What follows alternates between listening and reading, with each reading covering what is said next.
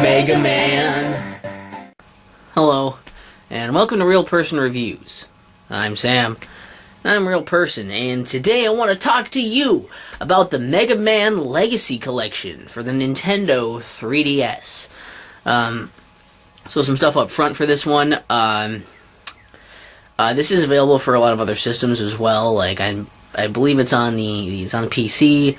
It's on Xbox One, PlayStation 4. I believe it's on the PlayStation Vita also. It might be on more stuff I don't know about.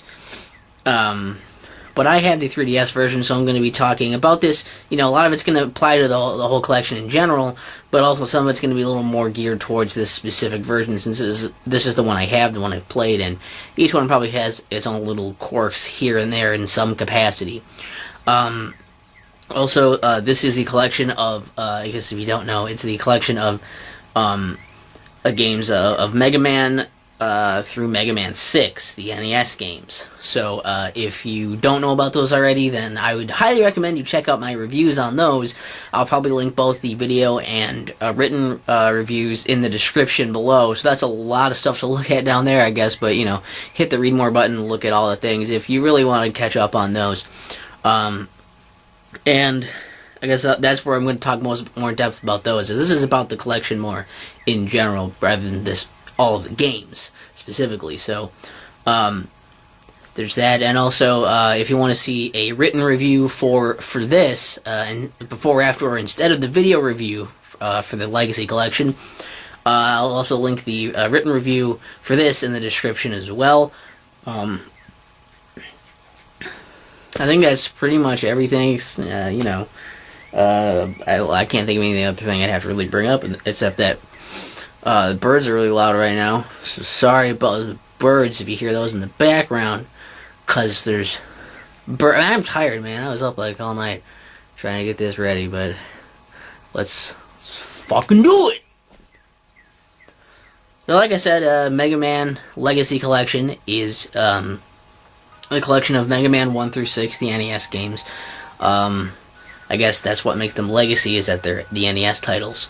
And on here,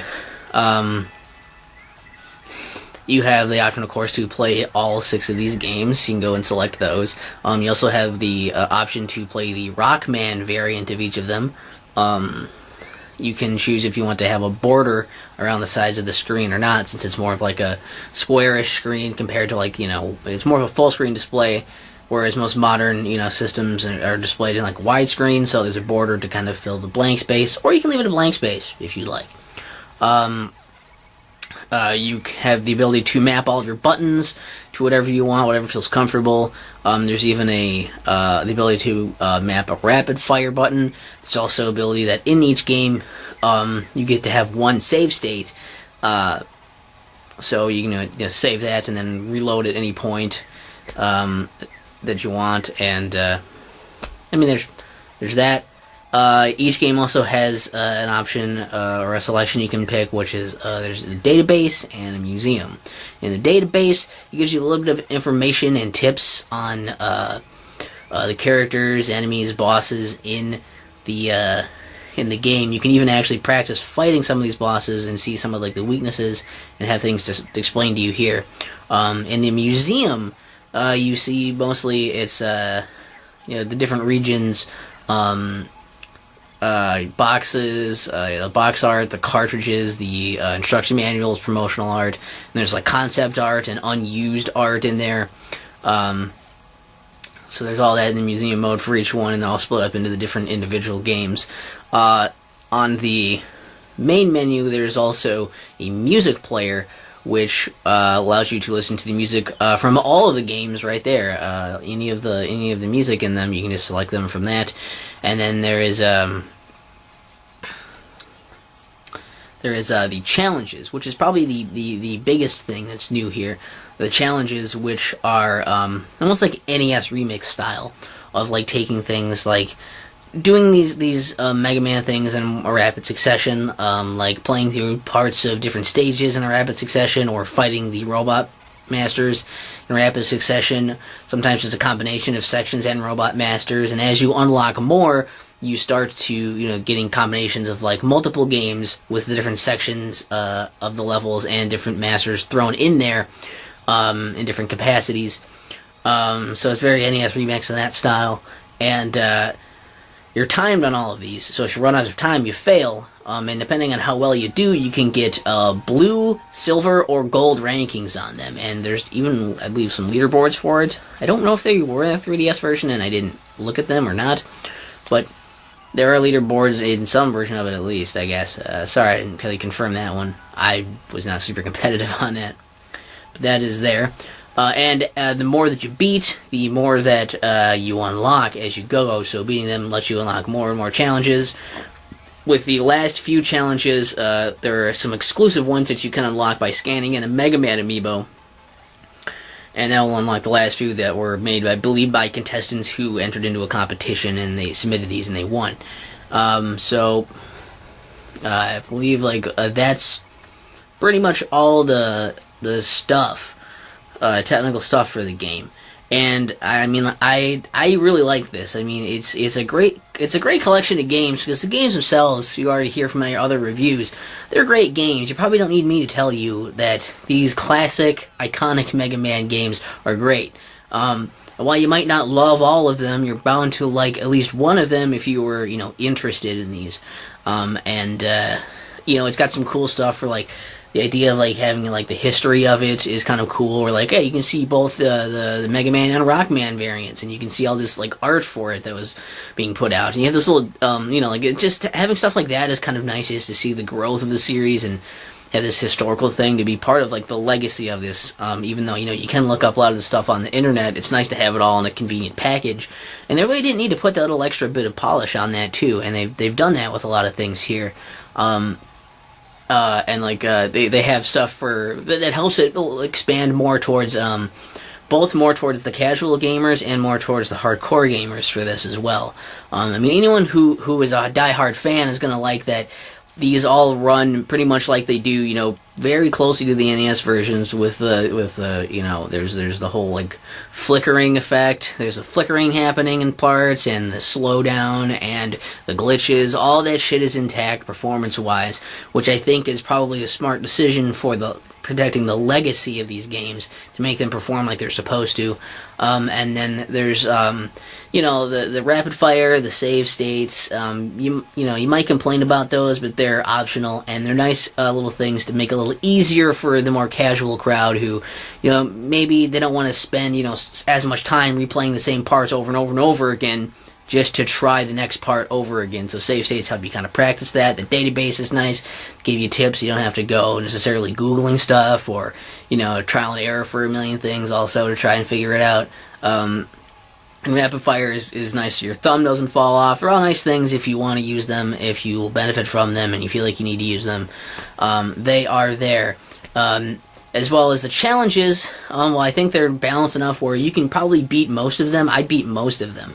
Not all of them. I'll fess up. There's some challenges that were really ridiculous for me, because I'm not that good. But I was at least able to beat most of them, at least getting the blue medal on them. But if you want to get that gold medal on all those and get the best times, you gotta be masterful and you gotta perfect that shit, and that is where I think a lot of the hardcore crowd is really going to enjoy playing. And I think also challenges are just kind of neat for redoing stuff and practicing these little different sections over again. A nice bite-sized thing to do. Again, like I said, it's almost like NES Remix with just Mega Man in a way. And even those boxing games, it got some codes for some 3DS backgrounds, and there's some stickers in there, and codes for some extra music for me to just download. There's not really a manual, but there's the little instruction booklet thing comes with a picture on it, which is, and that doesn't mean much, but it's more than I was expecting, so I'll give it that tiny bit of credit for at least that little part. And I don't know, it's also good, price-wise as well, and I don't know, I guess I'll say that more when I'm trying to sell that to you at the recommendations, but there's just a lot of stuff brought together in this that I think is done really well, and it really respects Mega Man, while keeping it very open for, different kinds of people without it being too much oh, like this is too hard for me, or this is too easy for me, like too familiar or whatever. Like they did a pretty good job trying to be considerate with most of these things. And also, the music player is awesome, I just gotta say. Like, I mean, I enjoy looking at a lot of the unused boss art and the art museum thing, but the music player, shit, you could, I mean, again, you could YouTube that stuff or whatever, but the music is fucking awesome in these games. Mega Man has some really great soundtracks, and being able to listen to them whenever you want like this is it's just awesome. And I think I forgot to mention that in my written review, and I could go back and put it in, but I might be too tired to do that and strapped for time, because Mega Man Week snuck up on my fat ass. But this game isn't perfect. You know, it's pretty good for what it's doing, but, you know, you can't help but look at this and be like, well, like, you know, it could have maybe had more games on it. There probably weren't more because they wanted to put it also on, like, the 3DS, which probably can't run, like, Mega Man 7, unless it's a new 3DS. Probably can't run Mega Man 8. 9 and 10 would have been nice, but without 7 and 8 it would have been weird, I guess, and it's not really the Legacy, though I guess naming it Legacy was probably more of like a cop-out to be like, well, we'll call it a Legacy Collection so we don't need other ones on it. And, you know, if you've already owned these in some capacity, do you really need this one? I don't know. Like, there's already been, I mean, looking at stuff, like, you already could get these, of course, on the NES, but then there was, like, you know, there's the Wii U, and 3DS Virtual Console where you could get all of these. There's also, roughly a decade before this, the Mega Man Anniversary Collection, which had Mega Man 1 through 8, plus 2 of the arcade games. Still had a lot of unlockable art and music and stuff in that as well. Which I will say, this could maybe have a few more unlockables. That would have been kind of neat, but you don't really need them. It's nice to have it more be a kind of a simplistic, like, I want to put this in, I want to play the games, I want to have to play this game to unlock the next game, and do this to unlock this. You know, it's nice to have a lot of this stuff open, and that they saved it for the challenges, and the challenges are well balanced enough where it's like, okay, well, these are kind of extra things anyways. These are kind of just neat, fun things, and, like, they're not too hard to unlock those once you've played through the games anyways. I guess they're called challenges for a reason, so I guess I kind of get that a bit more. I will say I do understand that, you know, like, rapid fire, you know, there were controllers that could do that back in the day, but that wasn't really what was intended for you to play. I understand, like, that can be kind of annoying for authenticity, as well as the save states. That wasn't a thing, though. It's kind of nice to not have to, you know, play through an entire game and write down passwords and everything to remember what you're going to do next. So just using them as a general save can be nice too, but again, original games didn't have that, so if you want to be more authentic, those are options. Don't use them. I understand why you might be kind of upset about that. Also, having the border thing is a little weird on 3DS. I feel like there's like some space on the top and bottom where they needed to connect the border, I guess. But I wish they would have just pushed the screen out a little bit further to the edges of the screen and then just had those be like sidebars instead. I don't know. It just would have been a slightly bigger display, because the 3DS isn't a huge display. You don't really need it. It just would have been kind of nice. Seems like odd since there's such a small bit of border connecting between the two that it's almost negligible. And that's also why it's not really worth complaining about, because it's negligible. Also, I think it's a little stupid that you need to get an amiibo to unlock the other challenges. I mean, they're exclusive ones. It gives more, you know, gives more use for the amiibo, but I also think it kind of sucks that, you know, you have to unlock it by just buying, you know, a physical DLC thing of Mega Man. As cool as Mega Man is, and if you have this, you might end up either are or might end up being a Mega Man fan, and it'll be worth doing. But still, like, man, put it in the game. The fuck, man, the fuck. I don't know. Looking at this for what it could have been, maybe been more. Maybe they could have put the Game Boy ones on there. There's like 5 of those or something, you know, and that would have ran on here as well. And I don't know. It's one that largely, like, if you already had this in some other capacity, I can see it being not that exciting, not feeling that necessary, and mainly trying to push you ahead with the challenges being the main feature.